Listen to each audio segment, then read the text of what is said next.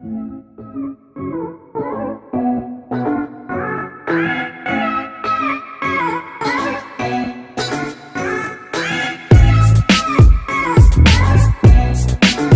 guys, welcome back to Class of Learning. You're with Rahul Sharma, your friend and guide in this class, all about new criticism. So ये new criticism क्या है, इस concept को कैसे clear करना है, कौन कौन से writers हमें पढ़ने हैं, and how we going to clear the difference between new criticism and other. इसको clear करना बहुत important.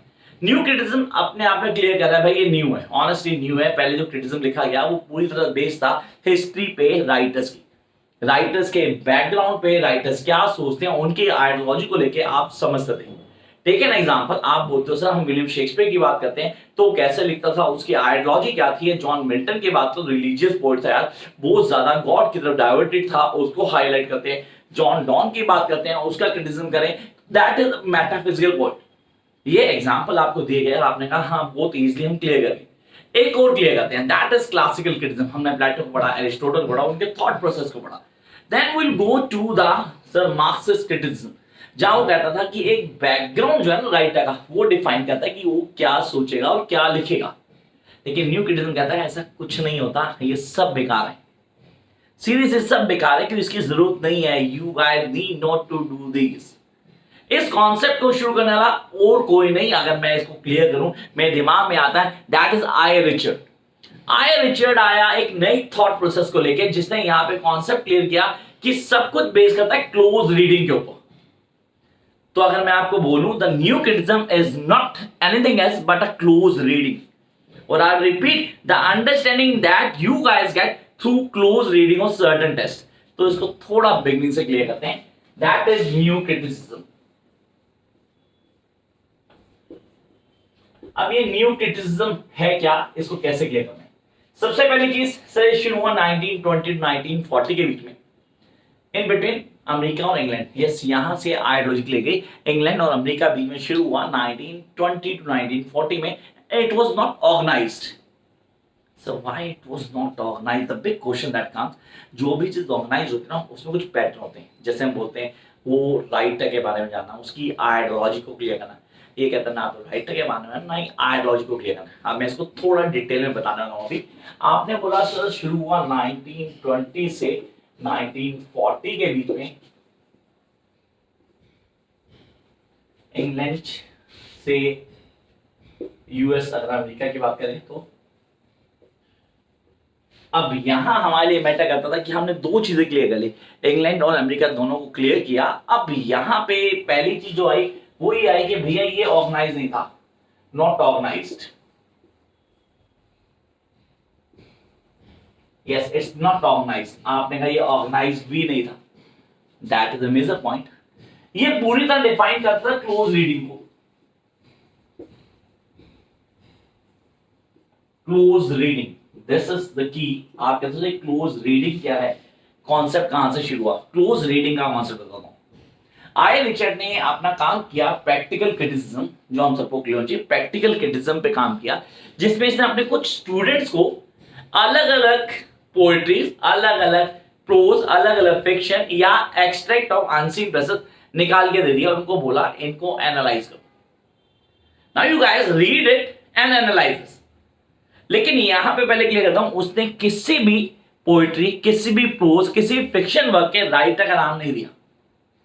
I really don't want to give you the names, क्योंकि आपको नाम दूंगा तो आप अपनी आइडियोलॉजी फॉर्म कर लोगे कि यार ये बंदा ऐसे सोचता था, हम ऐसे एनालाइज करेंगे. सबने काम किया, सबने काम करके वर्क शो किया, and when he go through by the particular work, he really get something that was not being supposed to be read by all others, कि यार ये होना चाहिए. आंसर तो सभी सोचते कि ये लिखेंगे, इस राइटर का ये लिखा हो. बिल्कुल अलग था. कुछ बहुत डोमिनेंट पोएट थे जिनको बहुत सिंपल वे में एनालाइज किया गया था, और कुछ बहुत नॉर्मल पोएट थे जो नए राइटर थे, क्रिटिक थे, उनके वर्क्स को बहुत अच्छे से एनालाइज किया गया था. This is completely based on close reading. Yes, this is close reading, और इसी को न्यू क्रिटिसिज्म कहा गया. अब ये न्यू क्रिटिसिज्म जो वर्ड दिया गया, ये कहां से आया, दिमाग में आता है. न्यू क्रिटिसिज्म बेसिकली डिराइव किया गया जॉन कॉन रैंसम के वर्क से, जिसमें उसने बुक लिखी थी जिसका नाम था the new criticism. Yes, I repeat, the work of John Crowe Ransom जिसकी बुक थी द न्यू क्रिटिसिज्म से लिया गया न्यू क्रिटिसिज्म, द हटा दिया गया तो यहां न्यू क्रिटिसिज्म ले लिया गया। आपने कहा सर ये बिगिनिंग थी, yes this was just a beginning. इस बिगिनिंग को थोड़ा और एनालाइज करेंगे। यहां पे हमने कहा न्यू क्रिटिसिज्म का कॉन्सेप्ट किसी दूसरे काम से जुड़ता है, डेफिनेटली कई लोग अलग अलग एनालाइज करते हैं, चीजों डिफाइन करते हैं। Take an example Russian formalism. Russian formalism is not different from new criticism, वो इसी की दूसरी साइड है। अगर आप बोलो एक ही सिक्के के दो पहलू, वो भी यही कॉन्सेप्ट इन्हीं बातों को डील करता है। तो इसके लिए आप वो वीडियो जरूर देख रहे हैं यार, आपको कॉन्सेप्ट पूरा क्लियर हो जाएगा। Come on next one.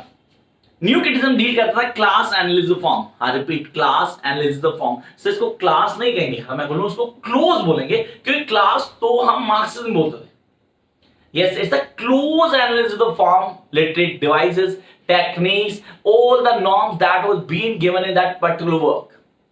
उस वर्क में जो नॉर्मल वर्क्स सारी चीजों को क्लोज एनालिसिस करना है। तो आपने कहा कुछ डोमिनेंट राइटर्स जो हमें पढ़ने हैं for this particular concept new criticism. New criticism को अच्छे से समझना है तो सबसे पहले तो आई रिचर्ड को पढ़ो। आपने बोला सर आई ए रिचर्ड,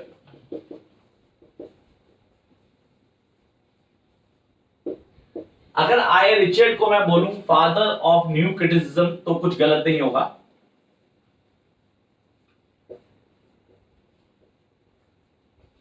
या he is known as the father of new criticism. आपने कहा the father of new criticism known as the I Richard, and the work of I Richard is practical criticism. जो आप लोगों को on tip होना चाहिए, practical criticism क्या होता है?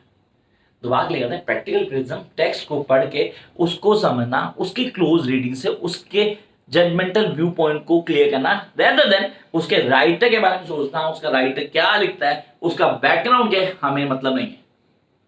मैं एक टेक्स्ट पढ़ता हूं सीरियसली किसी एक राइटर है, मेरी स्टूडेंट है मीनाक्षी, शी इज राइटर, ठीक है, आज के डेट में अच्छा खासा नॉवल लिख रही हो, ठीक है, you guys can found on Amazon, उसके राइटर मिल जाएंगे वहां आपको, ठीक है, उसके टेक्स्ट को पढ़ना, या मैं बोलूं रविंद्रनाथ टैगोर के टेक्स्ट को पढ़ना।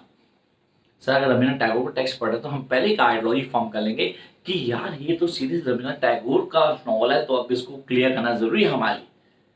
लेकिन अगर मैं आपको राइटर का नाम ना दूं और आपको सीधा टेक्स्ट दे दूं, दोनों के दोनों वर्क दे दूं, वो रीड करो, एनालाइज करो कि कौन सा ज्यादा जक्ष से आपको चीजों को अपील कर रहा है, result would be different. Honestly नाम बहुत बड़ी चीज है। हम बोलते हैं नाम बहुत बड़ा होता है तो काम उसके हिसाब से दिखाया जाता है। आप नाम भूल जाओ, सिर्फ काम को देखो, तो काम पे ध्यान देना न्यू क्रिटिसिज्म हाईलाइट करता है। पहला पॉइंट आई ए रिचर्ड, जिसको हम बोलते हैं प्रैक्टिकल क्रिटिसिज्म। तो आई ए रिचर्ड ने जो वर्क किया that was practical criticism. Yes, you guys need to clear the practical criticism. ये हमें क्लियर करता है, हमें कॉन्सेप्ट को बताता है। उसके बाद जो सेकंड हमारे लिए बहुत important that is the work of T S. Eliot. T S. Eliot ने अपने काम में काफी चीजों को हाईलाइट किया। टी.एस. इलियट सीरियसली चीजों को डिफाइन करता था और ये बोलता था कि भाई चीजों को आइलाइज करो अलग अलग फॉर्म में। तो न्यू क्रिटिसिज्म में कंट्रीब्यूशन क्या था टी.एस. इलियट का? Introduction of sacred would. I repeat, the introduction of sacred wood. You guys can easily find out the T.S. Eliot. T.S. Eliot ने आइडियोलॉजी को क्लियर किया।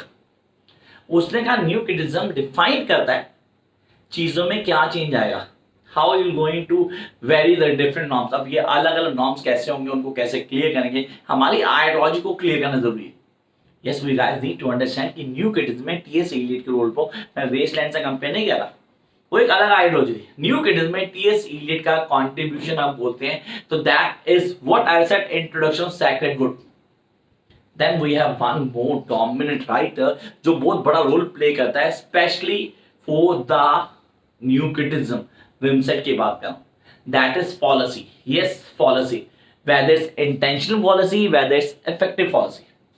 इंटेंशनल पॉलिसी नॉर्मली क्या होता है, जब एक टेक्स्ट को लिखा जाता है तो जिस पॉइंट ऑफ व्यू से एक राइटर, एक पोएट, एक नॉवलिस्ट या एक प्ले राइटर चीज को लिख रहा है, उसके पीछे उसकी एक इंटेंशन है कि ये चीज होनी चाहिए, इसका इंपैक्ट ये पड़ना चाहिए, दैट इज इंटेंशनल पॉलिसी। उसका जो फर्क पड़ता है, इंपैक्ट आता है रीडिंग के बाद, वो कहलाती है इफेक्टिव पॉलिसी। तो हमने यहाँ पे काफी सारी चीजें डिस्कस कर ली, reading like Wimsatt, I Richard, and then हमने किया क्लियर कॉन्सेप्ट किसका, टी.एस. इलियट का। One more sir, that is Cleanth Brook. अब क्लिंट ब्रूक को पढ़ना हमारे लिए रियली ये भी क्लोज रीडिंग की बात करता था और ये हाईलाइट करता था अपने टर्म्स को थ्रू अंडरस्टैंडिंग पोएट्री। अब basically MA English students, MA English जो कि अलग अलग यूनिवर्सिटी से कर रहे हो क्रिटिसिज्म को पढ़ते हैं, उनके लिए क्लिंट ब्रूक्स को समझना जरूरी है, क्योंकि वहां वो हाईलाइट करता है अंडरस्टैंडिंग पोएट्री को, और उसके लिए कहता है आप उसको क्लोज रीडिंग करो। The more closely you read the poetry, the more easily you be able to clear the concept. So this is all about new criticism. I hope concept clear होगा।